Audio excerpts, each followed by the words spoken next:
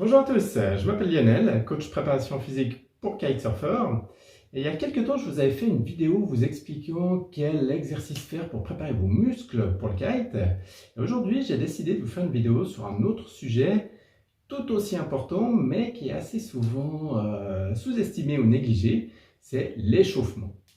Comment faire un échauffement efficace avant d'aller kiter? Alors, on a tendance à l'oublier un petit peu, le kite c'est un sport accessible mais qui peut être exigeant. Et du coup, comme tout sport exigeant, il faut s'échauffer avant de démarrer, sinon on prend certains risques et on pourrait avoir certains problèmes comme des blessures, des élongations, des foulures ou autres. Donc le but aujourd'hui, c'est de vous expliquer qu'est-ce que vous risquez si vous ne vous échauffez pas, les bénéfices que vous pouvez retirer de l'échauffement, à qui devrait vraiment s'échauffer, et évidemment la deuxième partie de la vidéo sera dédiée justement à un échauffement qui ne vous prendra pas plus de 5 minutes, que vous pouvez faire sur votre spot favori et qui va vous apporter beaucoup de bénéfices. Alors, déjà, si on commence par lister, on va dire, les risques, qu'est-ce qui peut vous arriver si vous ne vous échauffez pas? Je dirais c'est un petit peu comme mettre de la crème solaire. Ça fait pas plaisir l'échauffement, comme la crème solaire, c'est embêtant d'en mettre. On n'aime pas trop ça. Après, s'il y a peu de soleil, peut-être qu'on peut s'en sortir sans en mettre. Mais si le soleil cogne et qu'on n'en met pas, on a des chances de se prendre un bon coup de soleil et d'en baver pendant quelques jours. L'échauffement, c'est un petit peu la même chose. Peut-être que votre session ira super bien, même si vous ne vous échauffez pas. Mais si vous faites une mauvaise chute, vous avez des torsions au niveau des genoux ou des chevilles, si vous vous êtes mal échauffé, vous pouvez rapidement vous blesser. Alors que si vous vous êtes échauffé, ça ne va pas complètement évidemment enlever le risque de blessure, mais ça va vraiment réduire la probabilité. Les études montrent que vous baissez la probabilité de blessure d'à peu près 45%. Donc, vous avez la moitié de chance en moins. Donc, c'est quand même pas mal. Après, évidemment, l'échauffement va aussi aider votre corps à, j'allais dire, à monter en température, parce que c'est un petit peu comme une voiture. Si vous avez une voiture à essence, il ne faut idéalement pas rouler à fond d'entrée de jeu, parce que le moteur a besoin de chauffer un petit peu. Votre corps, vos muscles, vos ligaments, c'est la même chose. Si vous les sollicitez trop vite, trop fort, ils peuvent lâcher ou alors ils peuvent s'endommager. Dans quel cas, peut-être que votre session va bien se passer, mais les jours après, vous allez avoir des courbatures, des douleurs, ce genre de choses. Donc peut-être que vous ne vous en rendez pas compte, mais que votre corps a des micro-traumatismes après chaque session qui pourraient être évités en faisant un échauffement court, mais bien focalisé avant la session. Après, l'échauffement a aussi des bénéfices. Je reprends un petit peu l'exemple de la voiture. Si vous vous échauffez, si vous faites monter un petit peu votre corps en température, vous allez pouvoir commencer à kiter dans de bonnes conditions. Vos muscles seront prêts, seront réactifs. D'entrée de jeu, vous serez bien et ça réduit aussi le risque de chute et donc de blessure. Après, la question est finalement qui devrait s'échauffer? Et la réponse est simple, c'est tout le monde. Par définition, il n'y a pas de blessure intelligente ou d'accident intelligent ou prévu. Donc même si vous ridez pépère sur un plan d'eau flat avec peu de vent, il se peut que vous fassiez une faute, qu'il y ait une petite vague imprévue, que vous chutiez, que votre board aille d'un côté, vos genoux de l'autre et paf, blessure. Donc, quand même, il faut dire que si vous faites big air ou du freestyle de hockey, votre corps va ramasser nettement plus. Donc, je dirais, tout le monde bénéficie de l'échauffement, mais si vous ridez particulièrement engagé, c'est encore plus important de vous échauffer et de vous échauffer bien. Ensuite, il y a aussi un autre facteur qui ne fait pas très plaisir à dire, c'est que plus on vieillit, plus l'échauffement est important. Ça ne veut là encore pas dire que si vous avez 18 ans, vous n'avez pas besoin de vous échauffer, mais plutôt que si vous en avez plus que 30, c'est vraiment important si vous voulez envoyer un petit peu. Mais l'aspect positif, c'est qu'en vous échauffant bien, en ayant une bonne préparation physique et des bonnes techniques de récupération, vous allez pouvoir continuer à naviguer fort à 30, 40, 50, 60 ans, peu importe. et donc à continuer à prendre du plaisir. Avant de passer à la description de l'échauffement, il y a encore 2 points importants. La question se pose, mais que faire si vous commencez à naviguer et que vous vous rendez compte que vous avez oublié de vous échauffer? C'est un peu le coup classique, vous arrivez sur le spot, il y a du vent, vos potes sont déjà à l'eau, le vent va peut-être pas durer très longtemps, donc vous gonflez votre kite, vous gréez et vous foncez à l'eau, et là, oups, pas d'échauffement. Alors je ne vais pas vous dire de poser votre aile, de retourner sur la plage et vous échauffer, non, mais essayez plutôt de naviguer assez tranquillement pendant 10-15 minutes, de bien faire bouger un petit peu toutes les parties de votre corps. Vous pouvez faire des transitions, heel to toe side et l'inverse, faire des petits exercices pour le pop, faire des petits sauts tranquilles. Vraiment, commencez tranquille et augmentez l'intensité petit à petit pendant 10-15 minutes. Et puis après, normalement, vous êtes... Une autre idée reçue, c'est que gonfler le kite va suffire à faire un échauffement. Et malheureusement, c'est pas vrai. Ça va chauffer un petit peu vos muscles des cuisses parce que vous allez faire des mini flexions-extensions, mais ça suffit pas du tout. Donc, ne pensez pas que juste en gonflant votre douce favorite, ça va suffire. Maintenant, on va passer concrètement à l'échauffement. Avant ça, si cette vidéo vous plaît, je vous serais super reconnaissant de laisser un like. Et si ce sujet de l'entraînement pour le kite, des techniques de préparation, de récupération, aussi la nutrition pour améliorer vos sessions vous intéresse, n'oubliez pas de vous abonner à la chaîne. Je vais encore publier beaucoup d'autres vidéos vous expliquant quels étirements faire avant, après, comment manger avant une session, comment manger après une session pour mieux récupérer, etc. Maintenant, pour l'échauffement, le premier principe de base d'un bon échauffement, c'est qu'il doit couvrir toutes les parties de votre corps que vous allez mobiliser. Alors pour le kite, c'est pas facile parce que le kite, c'est un sport super complet. Donc vous allez mobiliser votre tête pour regarder votre aile, vos bras, vos épaules, votre dos et vos abdos évidemment, vos jambes, bien sûr, vos chevilles. Donc en gros, il faut faire à peu près tout. La difficulté alors est de ne rien oublier.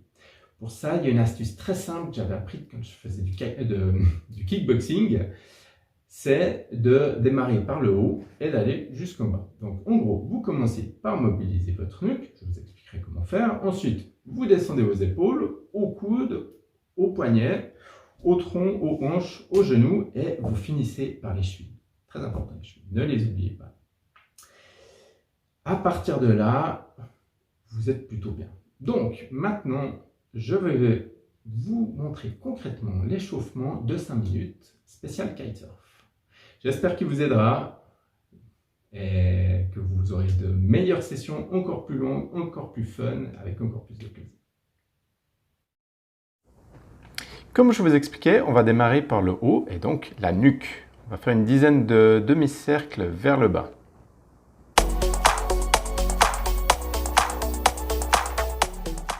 On enchaîne avec une dizaine de demi-cercles vers le haut. On passe ensuite à une dizaine de oui, donc on penche la tête de haut en bas. Et ensuite, on tourne la tête de gauche à droite. Là encore, on fait non une dizaine de fois. On essaye chaque fois d'aller le plus loin possible. Et on termine pour la nuque en penchant la tête à gauche et à droite, toujours une dizaine de fois.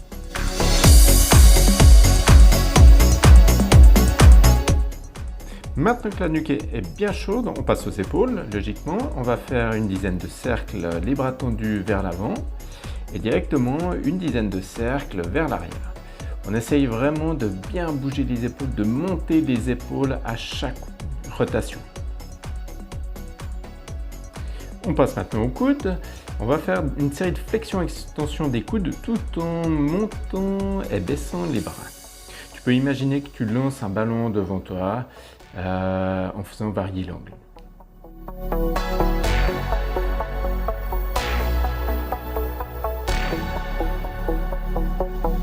On termine avec les épaules en levant les bras tendus jusqu'à la verticale, toujours une dizaine de fois. On fait un mouvement contrôlé, on ne laisse pas retomber les bras en redescendant, mais on contrôle la redescente. Pour terminer avec les bras, il reste les poignets. Donc tu vas saisir ta main gauche avec ta main droite et faire des cercles avec les deux poignets à la fois. On fait une dizaine dans un sens et ensuite une dizaine dans l'autre.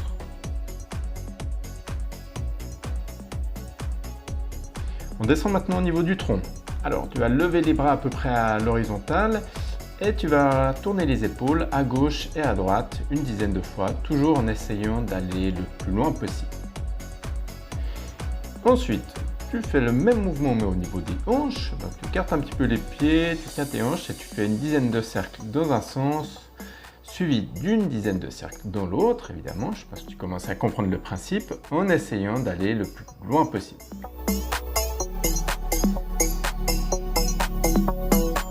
Pour bien terminer l'échauffement de la colonne, tu vas encore te pencher à gauche et à droite une dizaine de fois et ensuite faire une petite prière et contracter les dorsaux pour te pencher en avant et en arrière, toujours 10 à 15 fois.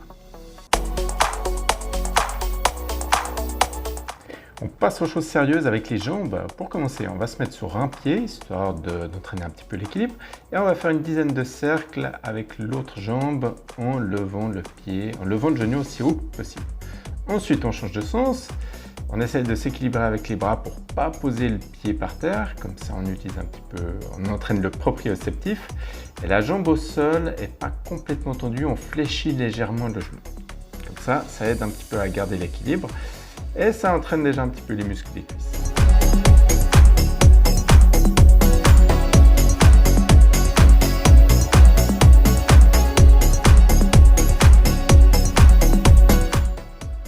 Après ce petit numéro d'équilibriste, on va passer aux genoux. Donc on rapproche les pieds, on rapproche les genoux, on fléchit légèrement les jambes et on fait une bonne dizaine de cercles dans un sens et dans l'autre. Les genoux sont très sollicités au kite, donc on va vraiment bien les échauffer.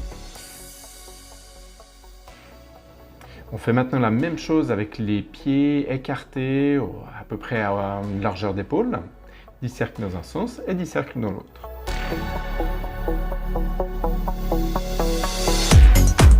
Maintenant, tu vas serrer à nouveau tes genoux et faire 10 mini-flexions droit devant toi. Ensuite, 10 mini-flexions à gauche et à droite. Et pour finir, on passe aux chevilles.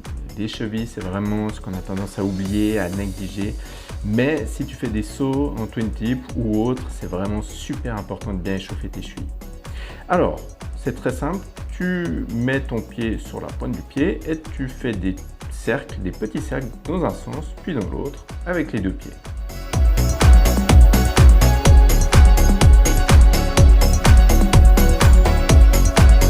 On va passer à la deuxième partie de cet échauffement en faisant un petit peu d'étirement. Donc tu vas saisir ta tête avec tes deux mains et la tirer légèrement vers l'avant pour étirer la nuque. Ensuite, tu tires ta tête de côté avec un bras tout en tendant l'autre bras et en levant la main. C'est important, c'est pas très esthétique mais c'est super efficace. Ensuite, tu ramènes ton coude vers ton épaule et tu tires dessus pour étirer les dorsaux. Tu fais évidemment un côté puis l'autre. Je vais assez vite ici, mais n'hésite pas à tenir l'étirement une trentaine de secondes. Après, on étire un petit peu les cuisses en saisissant une cheville, en la ramenant vers la fesse, tout en se penchant légèrement en avant. C'est vraiment important de contracter les abdos et de pas avoir les épaules qui partent en arrière, sinon l'étirement perd toute son efficacité.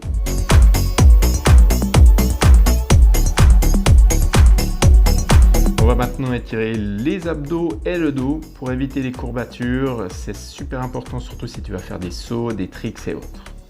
Donc, tu te couches sur le ventre, tu tends les bras et tu vas lever la tête pour vraiment étirer les abdos. Et ensuite, tu pars en arrière, tu essayes de faire descendre ta tête entre tes épaules le plus bas possible. Et pour la troisième partie de cet échauffement, on va passer à quelques exercices de renforcement musculaire qui vont d'une part assurer que tes muscles sont parfaitement prêts pour aller kiter et d'autre part qui vont faire monter un petit peu ton cardio, ce qui ne sera pas une mauvaise chose avant de démarrer la navigation. Donc on commence par des pompes toutes simples, que l'on fait 10, 15, 20 en fonction de ton niveau. Pas besoin de t'épuiser, mais vraiment fais quelques bons mouvements.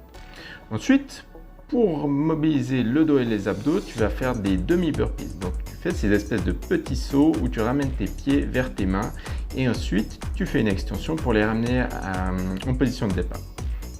Après tu vas te mettre debout, on va échauffer encore les jambes en faisant une série de squats. Le but est de les faire de manière assez dynamique. Tu peux là encore en faire 10, 15, 20, pas besoin de t'épuiser, mais il faut que le mouvement soit fluide. Et voilà, tu es prêt à les kiter dans les meilleures conditions possibles. Si tu cherches la description textuelle de cet échauffement, tu la trouveras sur mon site entraînement3d.com.